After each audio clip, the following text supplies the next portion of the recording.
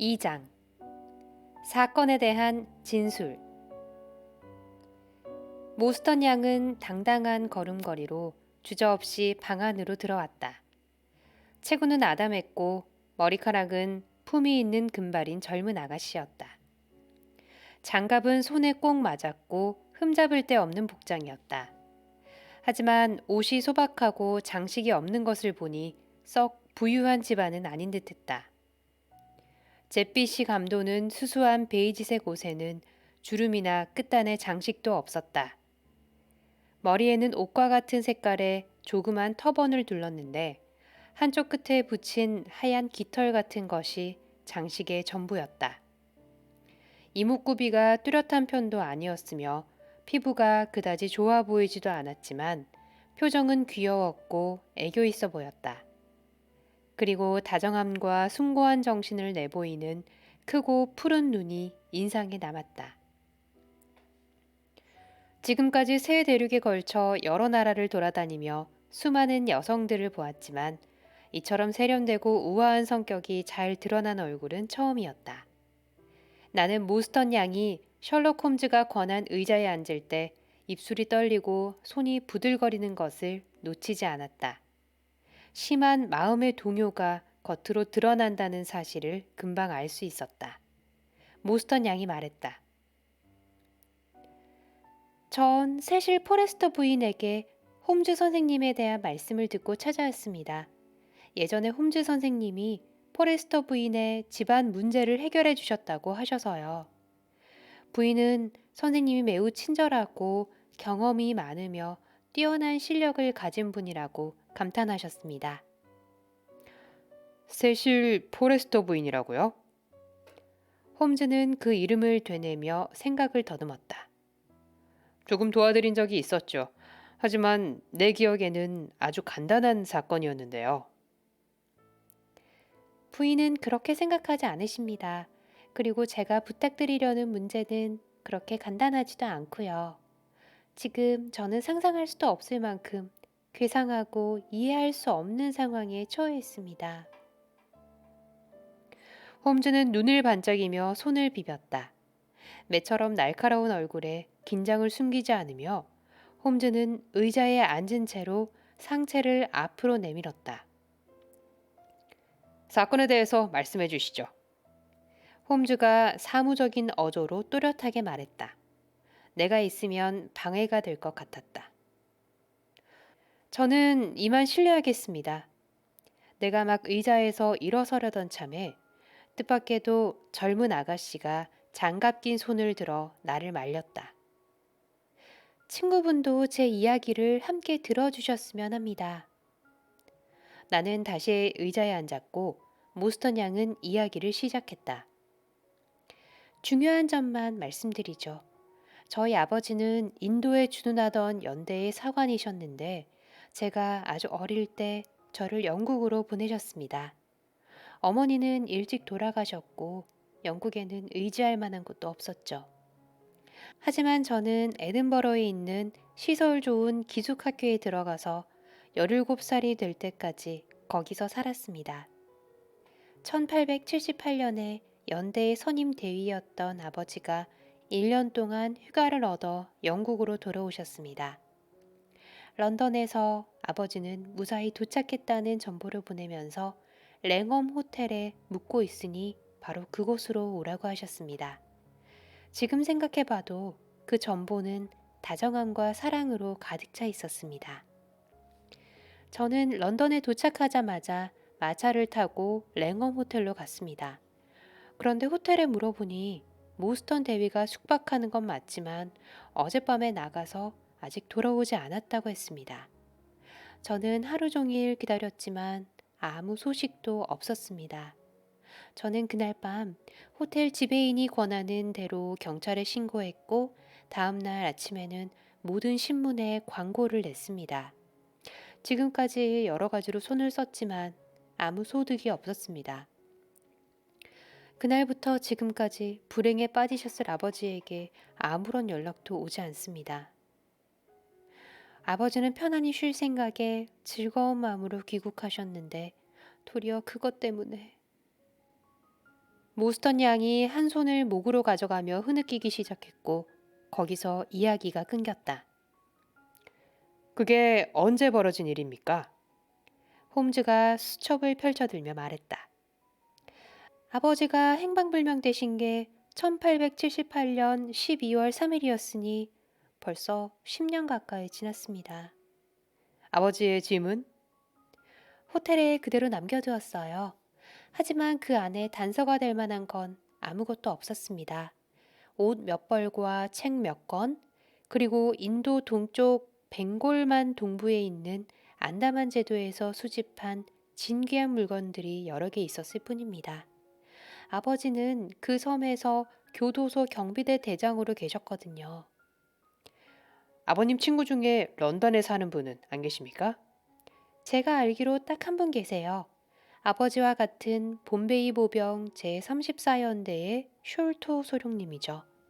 소령님은 그 일이 생기기 얼마 전에 퇴역하셔서 런던 어퍼 노우드에 살고 계셨어요. 물론 그분에게도 연락을 해봤지만 동료였던 아버지가 영국에 돌아오신 사실조차 몰랐습니다. 그건 좀 이상하군요. 홈즈가 말했다. 더 이상한 일은 지금부터입니다. 약 6년 전의 일이에요. 정확히 말씀드리면 1882년 5월 4일 타임스에 제 주소를 알고 싶다는 광고가 실렸습니다. 거기에는 바로 연락을 주면 제게 아주 좋은 일이 있을 것이라고 쓰여 있었지만 광고를 낸 사람의 주소와 이름은 적혀 있지 않았습니다. 그때는 제가 세실 포레스터 부인 댁에 가정교사로 막 들어갔을 무렵이에요. 저는 부인이 말씀하신 대로 같은 신문 광고란에 제 주소를 실었습니다. 그랬더니 그날로 작은 상자 하나가 우편으로 배달되어 오더군요. 열어봤더니 반짝반짝 빛나는 커다란 진주 하나가 들어있지 뭐예요? 하지만 편지 같은 건 전혀 없었어요. 그때부터 매년 같은 날만 되면 똑같은 진주가 담긴 똑같은 상자가 배달되는데 보내는 사람의 신원을 알 수 있는 단서는 전혀 없습니다. 보석 전문가에게 보여주니 제가 받은 진주는 진귀하고 가치가 상당하다고 합니다. 보시면 아시겠지만 정말 훌륭한 진주예요. 모스턴 양은 그렇게 말하면서 납작한 상자를 열어 지금까지 본 적이 없을 정도로 아름다운 진주 6개를 보여줬다. 정말 재밌는 이야기입니다.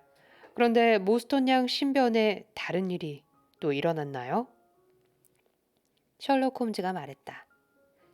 바로 오늘 새로운 일이 생겼습니다. 제가 이렇게 선생님을 찾아뵈러 온 이유죠. 오늘 아침에 이런 편지를 받았어요. 한번 읽어보시겠어요? 그러죠. 보여주세요. 홈즈가 말했다. 봉투도 같이 보여주시죠. 아, 런던 남서구 우체국 소인이 찍혀 있군. 날짜는 7월 7일. 귀퉁이에 묻은 남자의 엄지손가락 지문은 아마 우체부가 남긴 거겠지.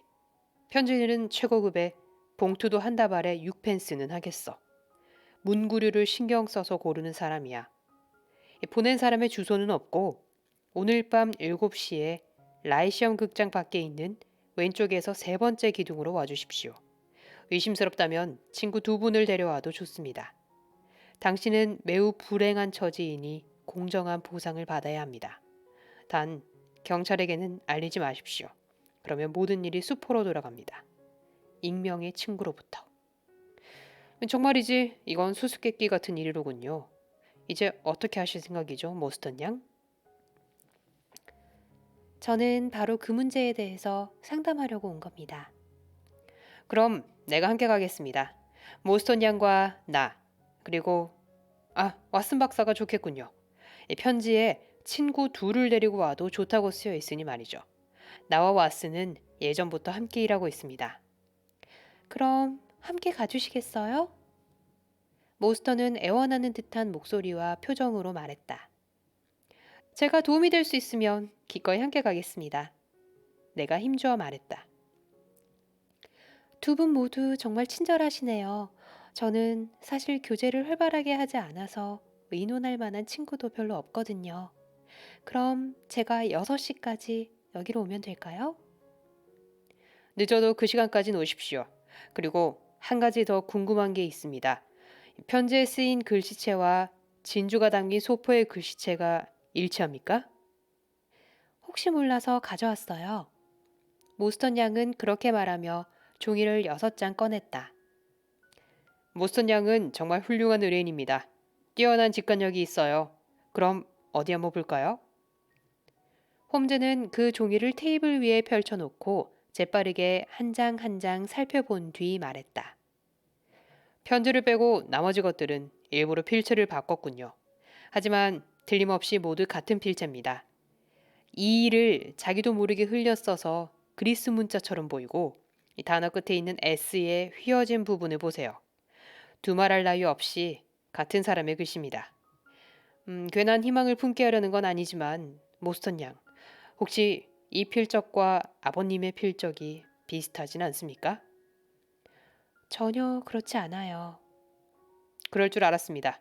그럼 6시에 기다리고 있겠습니다. 이 편지들은 내가 가지고 있어도 되겠습니까? 아직 3시 반밖에 되지 않았으니 다시 오실 때까지 좀 더 자세히 살펴보는 편이 좋을 듯 해서요. 그럼 잠시 후에 다시 만나죠. 그럼 전 이만 실례하겠습니다.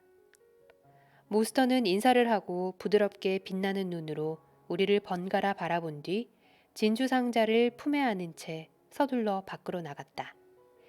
나는 창 옆에 서서 가벼운 걸음으로 거리를 걸어가는 그녀의 뒷모습을 바라보았다. 회색 터번과 하얀 깃털은 점점 작아지더니 저 멀리 사람들 속으로 점이 되어 사라졌다. 정말 매력적인 아가씨야. 나는 감탄하며 말했고 홈즈를 돌아보았다.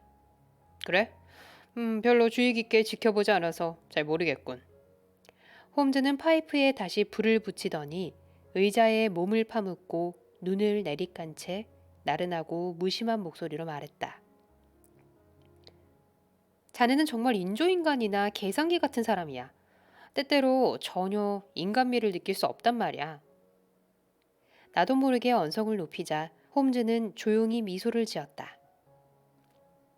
사람의 겉모습에 넘어가 판단을 그르치지 않도록 하는 게 가장 중요해. 내게는 의뢰인도 그저 사건과 관계 있는 한 단위, 한 요소에 지나지 않네. 이 상대에게 감정이 섞이면 올바른 추리를 할 수 없게 되지. 지금까지 내가 만나본 여자 중에서 가장 매력적인 사람은 보험금을 노리고 어린아이를 셋이나 독살한 죄로 교수형에 처해졌네.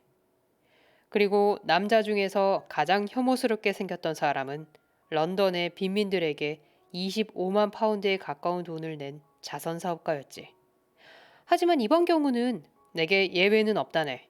예외를 허용하면 법칙 자체가 힘을 잃어버리니까. 자네는 필적으로 사람의 성격을 판별하는 연구를 해본 적이 있나? 이 글씨를 보면 어떤 생각이 드나? 또렷하게 써서 읽기 쉽군. 빈틈없고 야무진 사람 같은데? 내가 대답하자 홈즈는 고개를 저었다. 이 길게 써야 하는 글자들을 보기나. 이것들은 위로 길게 써야 하지만 거의 위로 올라가지 않았어. 그래서 D와 A가 비슷해 보이고 L이 E로 보이기도 하지. 성격이 야무지다면 아무리 갈겨 쓴다 해도 길게 써야 하는 글자는 제대로 길게 쓸 걸세. 게다가 K는 흔들려서 안정감이 없어 보이고 대문자에서는 강한 자만심을 엿볼 수 있네. 난 잠깐 나가봐야겠어. 조사할 게 조금 있어서. 그동안 이 책을 한번 읽어보겠나? 윈우드 리드의 인류의 고뇌라는 책인데 지금까지 발간된 책 중에서도 가장 잘 쓰여진 축에 드는 책일세. 난 1시간쯤 뒤에 돌아오겠네. 나는 홈즈가 건네준 책을 들고 창가에 앉았다. 그러나 생각이 책에서 멀리 벗어나는 바람에 저자의 대담한 의견은 머릿속에 하나도 들어오지 않았다. 내 마음속은 방금 전에 찾아왔던 손님에 대한 생각, 그녀의 미소와 깊이 있고 탄력 있는 목소리, 그리고 그녀의 인생을 위협하는 의문의 수수께끼로 가득 차 있었다. 그녀의 아버지가 사라진 것이 17세 때 일이라면 지금 그녀는 27세일 것이다. 어린 아가씨들이 자의식을 떨쳐내고 경험을 쌓아 조금은 분별 있는 행동을 할 수 있게 된 퍽 매력적인 나이였다. 앉아서 그런 생각에 잠겨있던 나는 갑자기 터무니없는 상상이 머리에 떠오르자 책상 앞으로 달려가 최신 병리학 논문을 꺼내보았다. 다리 절고 주머니 사정도 좋지 않은 만신창이 군의관이 그런 생각을 하다니. 그녀는 그저 한 단위, 한 요소에 지나지 않는다. 만약 어두운 미래가 나를 기다리고 있다면 망상의 도깨비 불을 비춰 밝히기보다는 차라리 남자답게 그 어둠에 맞서는 게 나을 것이다.